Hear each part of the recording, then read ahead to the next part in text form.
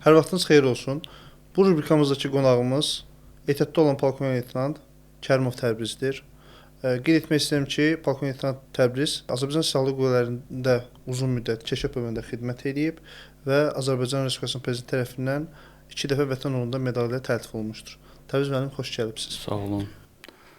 Hər vaxt xeyir olsun. Azərbaycan milli qəhrəmanı şəhidimiz cənab general Polad Həşimovun haqqında danışmamışdan öncə mən sizin uzun müddət keşif bölümündə xidmətinizə və bu xidmət zamanı Dağ Təlim Mərkəzinin qərargah rəisi olubsunuz.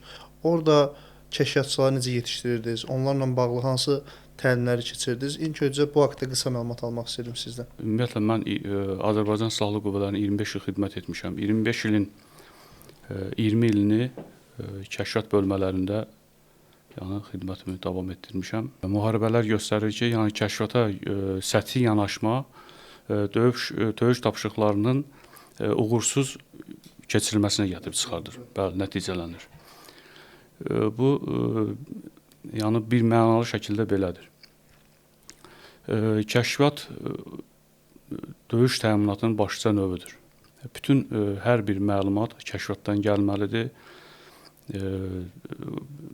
Komandirlər də öz düzgün qərar vermələri üçün, bölmələri düzgün və məqsədli idarə etmək üçün həmişə kəşfiyyat məlumatlarına ehtiyac olmuşdur. Hər bir kəşfiyyatçı, biz ümumiyyətlə kəşfiyyatçı yetişdirəndə birinci şəxsi keyfiyyətlərə biz baxırdıq.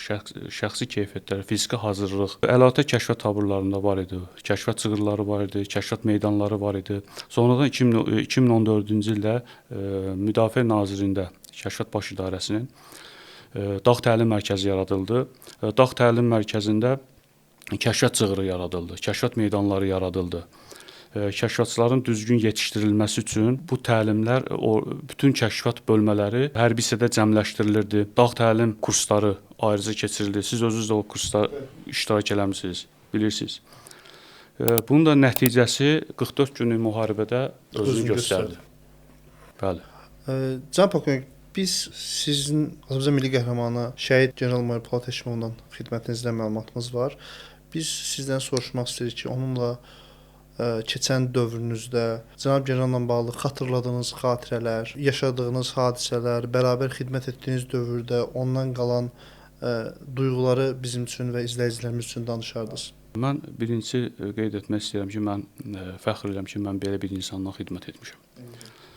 Bəli, mən Polad Həşimovu 98-ci ildə mən ali məktəbə qəbul olanda mən o zamandan başladım tanımağa, eşitdim, tanımağa başladım. 2004-cü ildən artıq bizim bir yoldaşlıq, dostluq münasibətlərimiz yarandı 2004-cü ildən. Belə xidməti münasibətlərimiz başladı 2017-ci ildən. Mən Dağ Təlim Mərkəzindən sonra 2017-ci ilin avqust ayında təyin oldum 3-cü korpusa kəşfiyyat rəisinin baş köməkçisi. O zaman Polad Həşimov qərargah rəisi vəzifəsində idi. Bizim xidməti münasibətlərimiz o vaxtı başladı. Polad Həşimov çox gözəl insan idi, savadlı idi, hər şeyin yerini bilən idi, öyrətməyə çalışırdı və onun əsas xüsusiyyəti bu idi ki, zabitləri öyrətsin, əskərləri öyrətsin. Özünün ən müsbət cəhəti bu idi ki, biz ümumiyyətlə postlara yoxlamağa gedəndə şəxsi heyətin birinci məişət şəraiti ilə maraqlanır ki, şəxsi heyətin məişət şəraiti yaxşıdırsa, orada xidmət eləyə biləcək. Əsas bu idi. Belə bir insan idi. Polad Həşimov, birini gördük biz onun şəhid olmağını. Şəhid olanda Azərbaycan xalqı böyük bir hüzün yaşadı. Bəli, Azərbaycan xalqı böyük həmrəylik nümayiş etdirdi. Onun şəhid olanda onun gətirilməsində xalqımızın meydanlara çıxmağı, Azərbaycanda heç bir dahi şəxsiyyət belə yola salınmamışdı. Bəli, cənab generalın şəhid olması bir növ savaşa çağırış kimi idi. Savaşa çağırış kimi idi. Savaşa çağırış kimi idi. Bilirəm, biraz danışmaq sizə duyğuludur. Biz bilirik ki, siz Polad Həşimov şəhid olduğu mövqedə onunla bərabər olubsuz. Orada İlqar Mirzəyev və digər zabitlər şəhid olub və siz də orada o belə deyək atış zərbəsindən ağır şəkildə yaralanıbsınız. Hətta o dövrdə mən sizi də gəlib ziyarət eləmişdim xəstəxanada. Siz xəstəxanaya çatdırıldınız. İşte orada ağır bir şəkildə əməliyyat olundunuz və s. və s. Gözlərinizi açanda artıq o şuurunuz tam şəkildə bərpa olundan sonra cənab generalın və o cümlədən polkovnik İlqar Mirzəyevin şəhid olduğu xəbərini eşitdiniz. Bu sizə hansı duyğuları yansıtdı? Özünüzü necə hiss elədiniz? Nə kimi belə emosional duyğular yaşadınız? Bunu bilmək istəyirdik. Həmən ki, mərmi orada düşən zaman, o mövqe ki vuruldu düşmən tərəfindən, mən bir anlıq elə bir ki, bilmirəm, ondan sonra düşmən başladı, bir mərmi atdı, ondan sonra siz indi hərbisiz. Ondan sonra düşmən başladı imha atışına. Türklər ona imha atışı, kütləvi atışına başladı. Məhv etmə atışına. Ondan sonra bir dənə gəlib mərmi düşmüşdü o zaman. Ondan sonra 4 dənə mərmi birdən gəldi. Sağa düşürdü, sola düşürdü. Mən o sürkələnmədən ayıldım. Ayıldım, mən onu görmədim orada. Yəni elə xəstəxanaya aparılanda da, ayılanda onu görmədim. Belə fikirləşdim ki, yəni o gəlib yaralanıb, ilk növbədə onu çıxardıblar. Belə fikirləşdim, onun şəhid olmağını bilmirdim. Amma İlqar Mirzəyevin rəhməti, Allah rəhmət eləsin, mən ona həmişə rəis deyə müraciət edirdim. İlqar Mirzəyevin qolundan tutmağım yadımdadır, qolundan tutdum. Titrəməyi yadımdadır İlqar Mirzəyevin. Onu da bilmirdim ki, fikirləşirdim ki, orada da məni ailəndən sonra allatdılar ki, belə deyək də, sağdılar. Onu sevindim, dedim ki, hə, yaxşı sağdılar, yaxşı ki, bunlar oradan sağ çıxıbdır. Üstündən qulaqlarım da yaxşı eşitmirdi. Üstündən bir 3-4 gün keçəndən sonra rəhbərlikdən gələn nümayəndələr mənə dedi ki, belədir, Allah sənin döyüş yoldaşları rəhmət eləsin və onlar şəhid olublar. Ondan sonra bildim. İyul ayında belə deyək, Tovuz istiqamətindən düşmən belə deyək həmlə elədi. Müəyyən tapşırıqlar yerinə yetirməyə başladı və iyul ayındakı bu əməliyyatlar Tovuz sərhəddi, dövlət sərhəddi idi. Yəni ora Qarabağ bölgəsi deyildi, mübahisəli bölgə dırnaq arasında deyildi və s. Bəs burada düşmənin məqsədi nə idi? Siz bir kəşfiyyatçı olaraq bu necə qiymətləndirirsiniz? Düşmən nəyə görə Tovuz istiqamətindən belə bir müdaxilə eləməyi özünə məcbur idi? Düzdür, ordumuzun ayıq-sayılığı, əks fəaliyyətləri bunun qarşısını aldı. Amma düşmənin burada məqsədi, niyyəti nə idi? Necə qiymətləndirirsiniz? Mən onu belə qiymətləndirirəm. Düşmən qəflətən bazar günü idi. İyul ayının 14, iyul ayının 12-si bazar günü idi. İstirahət vaxtından istifadə etmişdi. Qəflətən ara postu deyilən bir mövqeyə soxulmuşdu. O ara postu bizim post idi. Əvvəl bizim post oldu. Sonra boşaldıldı. Sonra boşaldılıbdı. O deməli dövlət sərhədindən 50 metr, biz o postun dövlət sərhədindən 50 metr qabaqdaydı o post. Düşmən dərinliyinə doğru. Düşmən dərinliyinə doğru. O post əlverişsiz post idi. O post dərədə idi. Ondan yuxarıda Qaraqaya postu var idi. O Qaraqaya ondan yüksəklikdə idi. Daha strateji nöqtə idi. Daha strateji nöqtə idi. Sağında da Vətən postu var idi. O da ondan strateji nöqtə idi. Onun da qarşısında düşmən postu vardı təbii ki. Bu 2016-cı ildə postları ixtisar eləyəndə o post ixtisar olundu, ləğv olundu. O post çəkildi arxaya, Qaraqaya postunda elə bir ki, gücləndirmə kimi oldu. Bəli, o post boş. Onlar elə bir ki, Qaraqayın altından qaza-qaza deyək, gəlib posta girmişlər, qəflətən girmişlər. Yəni əvvəldən hazırlaşmışdılar, qəflətən girmişdilər. Mövqeləri, bəzi mövqelərin möhkəmləndirmişdilər. O da dövlət sərhədi idi. Onların o məqsədi ara postuna girmək, oradan qalxmaq, Qaraqayanı ələ keçirmək və deməli Azərbaycan oradan Qaraqayadan da deməli görsənirdi bizim mövqelərimizin dərinliyinə doğru bütün yollarımız görsənirdi. Bakı, Tbilisi, neft kəməri, Ceyhan neft kəməri, dəmir yolu, magistral hamısı nəzarətdə. Bütün strateji xəttləri deməli bizim o yollar hamısı Qaraqayada nəzarət eləyə bilirdi. Onlar o məqsəddən ora girmişdilər. Oradan da qalxıb Qaraqaya çıxmaq istəyirdilər. Onu biz qarşısını aldıq.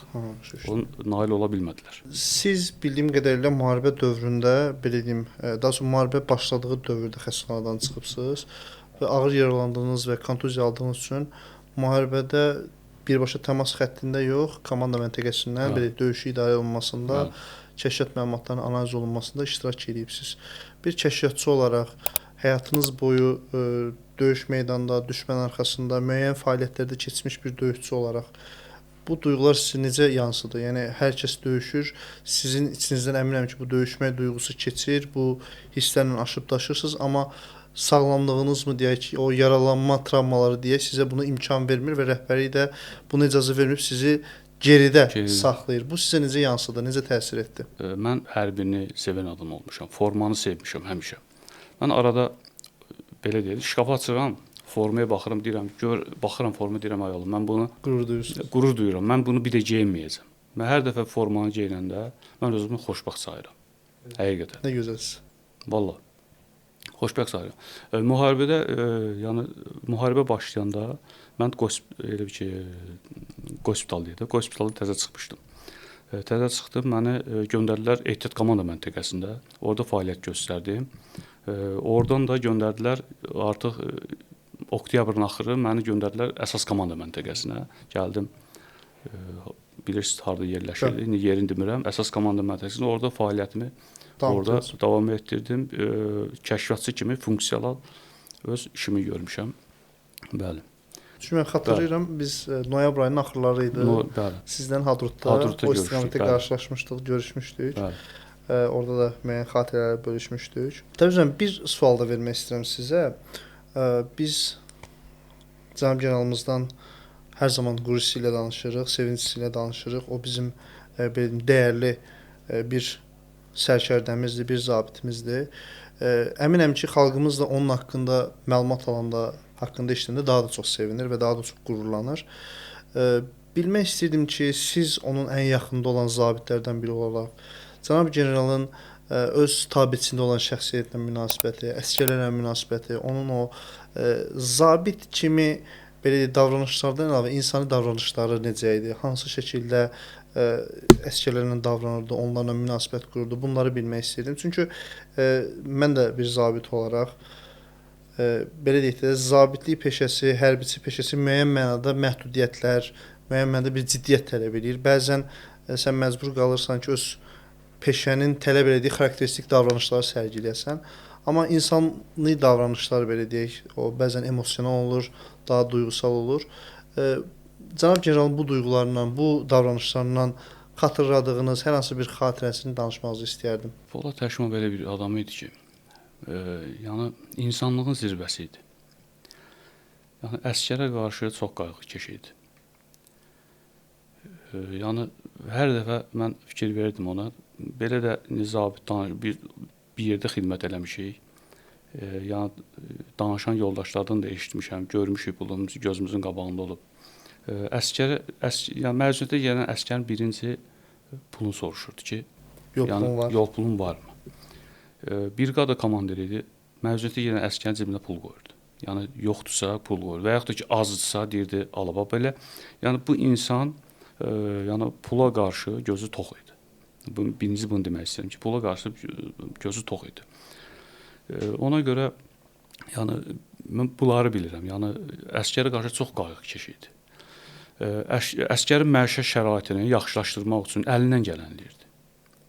Yəni briqada komandiri olanda dəfələrlə yeməkxana təmir edib, yeməkxana stolları alıb özü nə bilim, belə əsgər üçün əlindən gələn eləyirdi. Yəni ki, zabitlərə də qarşı yaxşı idi, öyrədirdi. Mən kəşfiyyat rəisinin baş köməkçisi idim. Kəşfiyyat rəisi vəzifəsini əvəzləyirdim. Təlimdən əvvəl, təlimlər keçirilməli, təlimdən əvvəl çağırırdı, xəritəni asırdıq, ərinmirdi. Gecə saat 2-yə kimi, 1-ə kimi mən məruzə edirdim, o mənə qulaq asırdı. Öyrətməkdən də geri qalmırdı. Deyəcək, burada bunu belə dinə, belə olsa yaxşı olar. Belə bir insan idi. Sizin elə bir şəkliniz də var, cənab general dinləyir, siz orada məruzə edirsiniz xəritə qarşısında.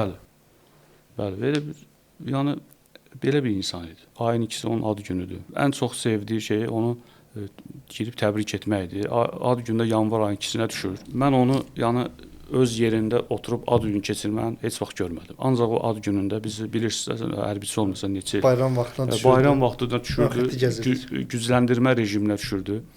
Ya postda olurdu, ya xidmət otağında otururdu. Yəni axır vaxtlar korpus komandirinin qərargah rəisi olanda, müavin oldu korpus komandiri, otaqda otururdu. Amma briqada komandiri, tabor komandiri olanda, bölük komandiri həmişə o öz ad günü döyüş mövqeyində əsgərlə bir yerdə keçirirdi. Və hətta cənab görən belə bir şəkil də var. Aprel döyüşlərində Səngərdə Səngərdə. belə oturub bir kənarda, Bəli. oradan qalan belə bir xatirə Bəli. də var. Belə bir insanla bərabər sizinlə xidmət edibsiniz. Bu əminəm ki, sizin üçün çox böyük bir qürur hissidir. Bəli, əlbəttə, bəli. Ən sevdiyi şey onun hansısa bir əsgərin girib onu təbrik eləmək idi. Ki əsgər yəni əsgər məni təbrik edir, deməli mən sevilirəm. Komandiri komandir eləyən, onun hörmət qazandıran əsgərdir. Tabii ki, belə hərbi qulluqçular. Yəni mən tabeçiliyimə görə bu medalları qazanmışam, Qiymətləndirilmişəm. qiymətləndirilmişəm.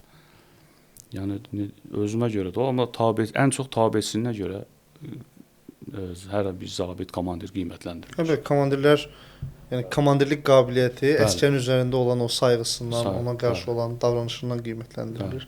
Təbii müəllim, mən sizi təkrar bir vətəndaş olaraq xalqımızın adına minnətdarlığımı bildirirəm. Sağ olun. Sizlər bu ölkə üçün canınızdan, qanınızdan gələn hər şey edibsiz. Bu ölkə üçün belə deyək, sözün əsl məsələ qanınızı tökübsüz və sizin rəhbərliyiniz altında, sizin yetişdirdiyiniz kəşfiyyatçılar, o cümlədən bütün Azərbaycan ordusu bu qələbəni Azərbaycan xalqına bəxş edir və bu gün biz onun sevinc və qürurunu yaşayırıq. Çox sağ olun. Təşəkkür edirəm ki, bugünkü qonağımız oldunuz və bizi öz söhbətlərinizlə sevindirdiniz, qürur duyduq. Bu günlük bu qədər dəyərli izləyicilərimiz. Gələn rubrikamıza qədər bizi izləmədə qalın. Təşəkkürlər.